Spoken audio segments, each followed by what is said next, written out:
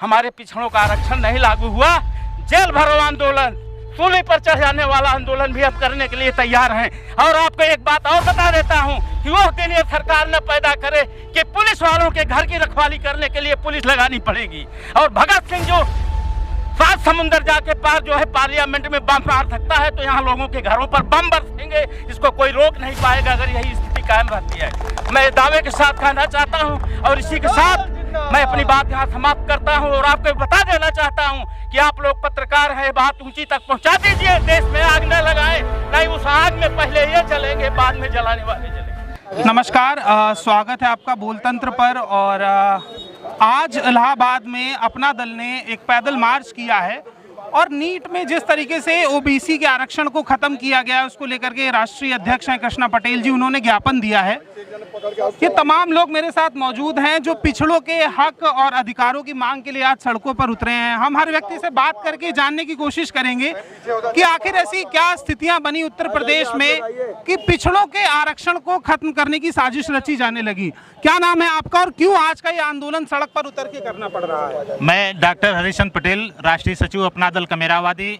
आज का ये आंदोलन ऐतिहासिक है और केंद्र सरकार द्वारा जिस तरीके से नीट की परीक्षा से ओबीसी आरक्षण को समाप्त किया गया है, प्रत्येक वर्ष ओबीसी के 11,027 छात्र डॉक्टर बनने से वंचित हो रहे हैं और 3 सालों में 33,000 बच्चे डॉक्टर नहीं बन पाएंगे। इस तरीके से केंद्र की भाजपा सरकार ओबीसी वर्ग के लोगों का गला घोंट करके उनके परिवारों को बर्बाद करने पर तुली हुई और शिक्षा को बर्बाद कर रही है, क्योंकि ओबीसी और एससी के बच्चे पढ़ लिख न सके, आगे नौकरियों में न आ सके, अधिकारी न बन सके और आगे आने वाले दिनों में ये सरकार शासन करते हुए शोषण करती रहे। आजीवन इसकी प्लानिंग करके सरकार लगातार ओबीसी को आरक्षण से वंचित करने का प्रयास कर रही है। इसी तरीके से उत्तर प्रदेश की भाजपा सरकार, योगी सरकार ने 69,000 शिक्षकों की भर्ती में 5844 ओबीसी शिक्षकों की नियुक्ति न करके उसमें सामान्य वर्ग की नियुक्ति कर दिया है। 5844 शिक्षक जो ओबीसी समाज के थे उनके परिवार को बर्बाद करने का काम योगी सरकार ने किया है। अपना दल कमेरावादी इसकी कड़ी आलोचना करता है, निंदा करता है।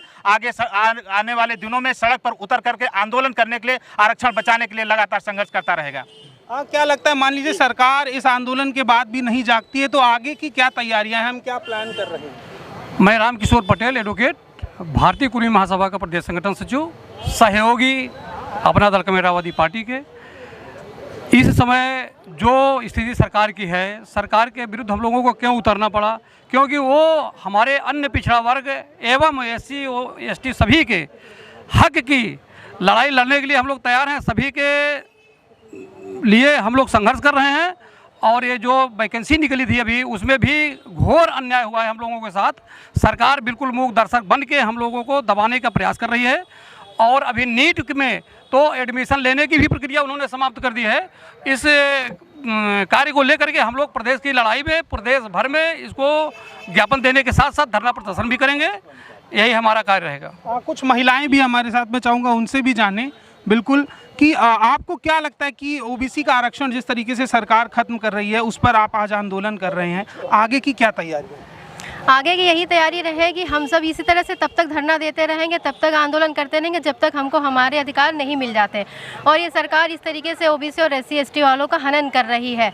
आप शिक्षा विभाग के, आप हर विभाग की बात कर रहे हैं, हर जगह एससी और ओबीसी को दबाया जा रहा है। वो नहीं चाह रहे हैं कि हम लोग उनसे आगे आएँ। जहाँ भी आप देख रहे हैं हर डिपार्टमेंट में लोगों को, जनरल लोगों को आगे बढ़ाया जा रहा है और हमसे हमारा हक छीना जा रहा है। आज हम मजबूर होकर सड़क पर उतरे हैं ताकि आंदोलन हम कर सकें और अपने अधिकार को ले सकें सरकार से। आप क्या एक बेसिक सवाल ये भी बन रहा है कि अपना दल ये जो आंदोलन कर रहा है सिर्फ आरक्षण ही या इसके अलावा भी कोरोना के दौरान जो तमाम नीतियां रही सरकार की, क्या वो सब भी एक आलोचना? देखिए, हमारे एजेंडे में बहुत सारी चीज़ें हैं। सबसे पहले आरक्षण पर ही हम आना चाहते हैं।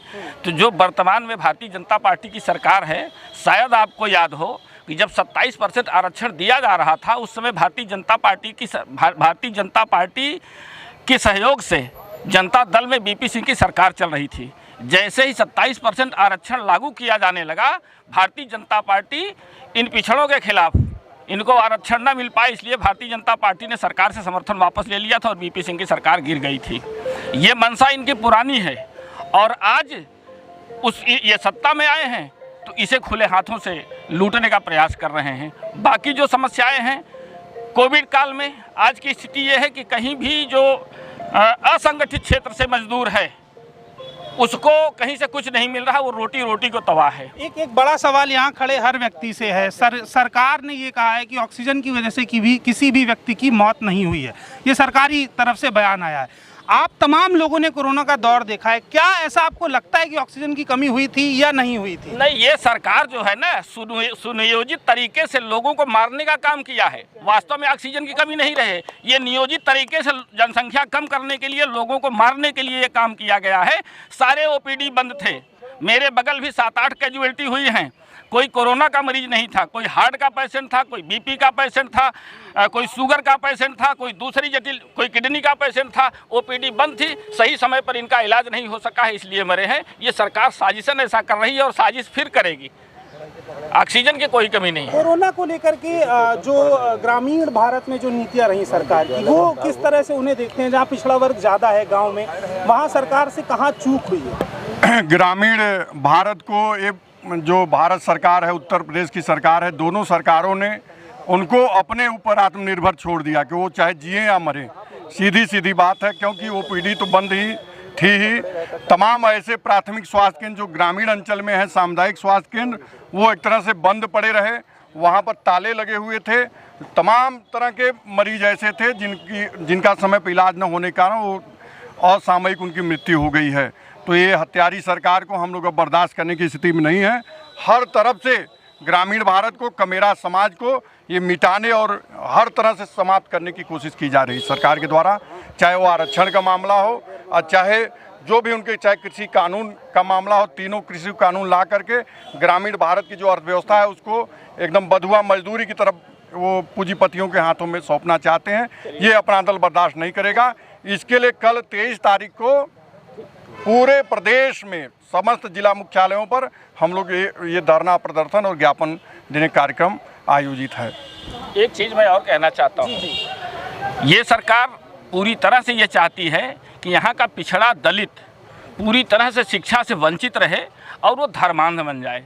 इसके लिए पिछले मार्च से सारे विद्यालय बंद हैं। आप लोग तो पूरा देश देख रहे हो, पूरे हर जगह रिपोर्टिंग कर रहे हो। ये रैलियाँ कर रहे हैं, ये जनसभाएं कर रहे हैं, ये कुंभ लगवा रहे हैं, ये माघ मेला लगवा रहे हैं, ये मंदिरें खोले हुए हैं, ये कांवर ले जा रहे हैं। लेकिन हमारी 12 पीढ़ी बर्बाद कर डाली गई। कक्षा 1 से लेकर 12 तक के बच्चों को बिना पढ़े कुछ अंक दे के पास कर दिया गया है। इसके पीछे इनकी मंशा केवल इतनी है कि जो पिछड़ा समाज है, जो दलित समाज है, ये शिक्षा से वंचित हो जाए। फिर से ये वो स्थिति लाना चाहते हैं जब समाज का 99% व्यक्ति गैर पढ़ा लिखा और अंधानुकरण करने वाला हो, वही ये फिर से लाना चाहते हैं। तो हम तो आपके माध्यम से ये मांग भी करते हैं कि अगर 100 विद्यार्थी नहीं आ सकते हैं, 100 छात्र नहीं आ सकते हैं, तो 25-25 के ग्रुप में ये शिक्षा जो है विद्यालय तत्काल खुलवाए जाएं और शिक्षा सुचारू रूप से चलनी चाहिए। ये एक बड़ा वाजिब सवाल भी है कि शिक्षा पर हमारे साथ आप मौजूद हैं, राष्ट्रीय उपाध्यक्ष हैं अपना दल कमेरावादी के। आज का जो पूरा कार्यक्रम रहा, राष्ट्रपति जी को ज्ञापन सौंपा गया पिछड़ों के हक और अधिकार के लिए। पिछले 5 साल में आप इस सरकार के कामकाज को पिछड़ों के प्रति कैसे देख रहे हैं? क्या रवैया है? क्योंकि पिछड़ों का बड़ा वोट मिला था, क्या उनके साथ न्याय हुआ है? बात ऐसी है कि इसके पूर्व की सरकार भी पिछड़ों का शोषण और दोहन करती थी, जिससे ऊब कर लोगों ने विकल्प के रूप में भाजपा को सत्ता में लाया। इसलिए नहीं लाया कि आपके काम बहुत अच्छे थे, बल्कि इसके लिए लाया कि आपने वादे बहुत अच्छे किए और हमारे प्रधानमंत्री जी अपने को असली या नकली पिछड़ा कह के सत्ता लेने के लिए आए, इसलिए पिछड़ा उनका सपोर्ट किया। और सपोर्ट करने के बाद हमारे केंद्र की सरकार इस समय पूर्ण रूप में आरएसएस के कहने पर, आरएसएस के एजेंडे पर काम कर रही है, जिसका उद्देश्य अंग्रेज़ों से आने के पहले भारत की जो स्थिति थी वह स्थिति बनाना है। और उस समय की स्थिति आपको खुद पता होगी कि ये जो कमेरे कहे जाते हैं, जो सड़क तो बनाते हैं लेकिन इन पर उनकी गाड़ी नहीं है दौड़ने के लिए, मकान बनाते हैं लेकिन उस फ्लैट में रहने की हैसियत उनकी नहीं है, अन्न पैदा करते हैं, फल पैदा करते हैं, लेकिन उनकी मजबूरी होती है कि अच्छा बेच देते हैं और अच्छा खाने की हैसियत उनकी नहीं होती है। वो समाज आज अंग्रेज़ों के जाने के बाद देश की आज़ादी के बाद थोड़ा सा पढ़ा लिखा हुआ था कि लोगों को फिर से खिलबिलाहट हुई है। और इस तरह से जिस झटके से 10% सवर्णों को आरक्षण दिया गया, 2 बार 3 बार आयोग बैठाकर पिछड़ों की जांच की गई। हम 52% होते हैं, हम 57% होते हैं, उसके बावजूद 27% भी आज देने के लिए हमको तैयार नहीं है। ऐसी सूरत में हमको क्या करना चाहिए वो पिछड़ा समाज सोच रहा है। अब जग चुका है, पढ़ चुका है और पढ़ने से ये बाधित कर रहे हैं। कोरोना के सहारे इस देश में सरकार नहीं चला सकती। भारत, पाकिस्तान और चीन के सहारे ये हिंदुस्तान में हुकूमत नहीं कर सकते। इस चीज़ की जानकारी हम देने के लिए निकले हैं। ये कोरोना के सहारे आम जनता को घरों में कैद करके बैंकों में पैसा डलवाकर उनके खाते का पैसा निकालकर पूंजीपतियों के खाते में डालकर स्विस बैंक का पैसा वापस लाने की बात कहे थे। स्विस बैंक में 500% पैसा बढ़ गया और विदेश में एक पूंजीपति हमारे गरीबों की कमाई हुई धन दौलत जो इन्होंने बैंक में जमा करवाया वो हजार करोड़ लेके भाग गए हैं। और सबके सब प्रधानमंत्री और गृह मंत्री की स्टेट के हैं, उनके बिरादरी के हैं। और ऐसी सूरत में देश इसलिए नहीं जग रहा है क्योंकि इनका धर्म में विश्वास होता है और उनके विश्वास और धर्म के आस्था का दोहन करने का तरीका ये बार बार निकाल रहे हैं।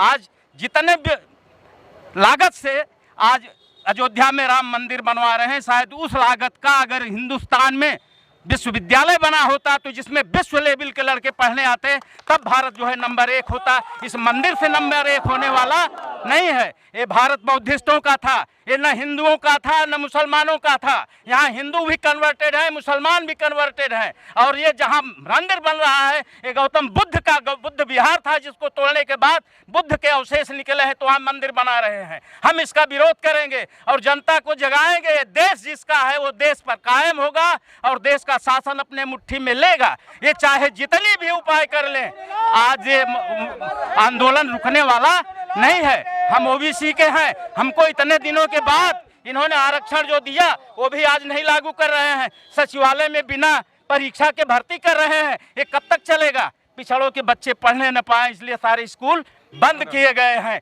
इनके बच्चे विदेशों में पढ़ रहे हैं, ऑनलाइन पढ़ रहे हैं। इनका एकमात्र उद्देश्य है गरीब को लूटो, अमीर को बढ़ाओ। आप जो आज चला रहे हैं, नेट चला रहे हैं, इस पर सबको बाध्य किया जा रहा है। ऑनलाइन करो, ऑनलाइन में कितना पैसा लगता है, किसके जेब में जा रहा है बता सकते हैं कोई? सारा पैसा लूटना और अमीरों को अमीर बनाना, गरीबों को गुलाम बनाना इस सरकार का उद्देश्य है। हमारे पिछड़ों का आरक्षण नहीं लागू हुआ, जेल भरो आंदोलन, सूली पर चढ़ जाने वाला आंदोलन भी अब करने के लिए तैयार हैं। और आपको एक बात और बता देता हूं कि वो दिन ये सरकार न पैदा करे कि पुलिस वालों के घर की रखवाली करने के लिए पुलिस लगानी पड़ेगी। और भगत सिंह जो 7 समुंदर जाके पार जो है पार्लियामेंट में बम मार सकता है तो यहाँ लोगों के घरों पर बम बरसेंगे, इसको कोई रोक नहीं पाएगा अगर यही स्थिति कायम रहती है।